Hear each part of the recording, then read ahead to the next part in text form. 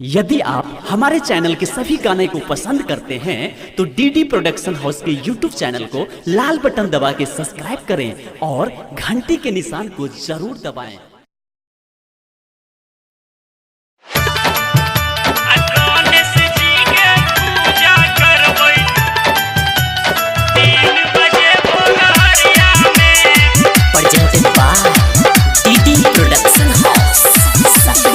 भोरे भोरे मंडप सजेबै जेबै गणपति दुआरिया में हायो जेबै गणपति दुआरिया में हायो जेबै गणपति दुआरिया में आ गणेश जी के पूजा करबै 3 बजे भोर हरिया में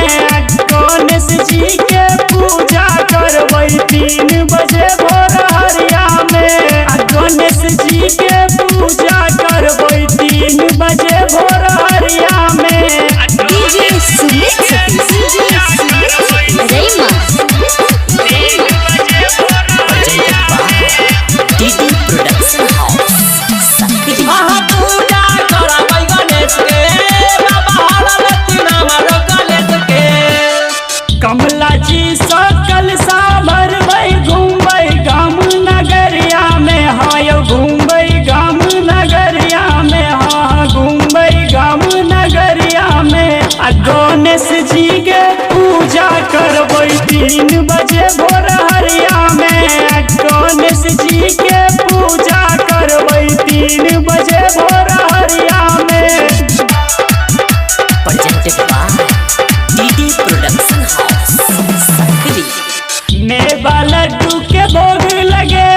शीश झुके चरनिया में हायो शीश झुके चरनिया में हायो शीश झुके चरनिया में गणेश जी के पूजा करबै 3 बजे भोर हरिया में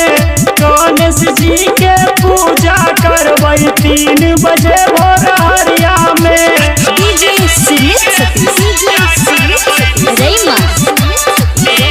presented by DD production house सकरी पूजा करबै गणेश के बाबा हरलती नाम गणेश के भक्तक भीड़ भारी लागल छै कन्हैया मगन भजनिया में हायो श्याम मगन भजनिया में हायो राहुल मगन भजनिया में गणेश जी के पूजा करबै 3 बजे भोर हरिया में गणेश जी के पूजा करबै 3 बजे भोर हरिया में recording by DD production house Sakri 97 084 45 722।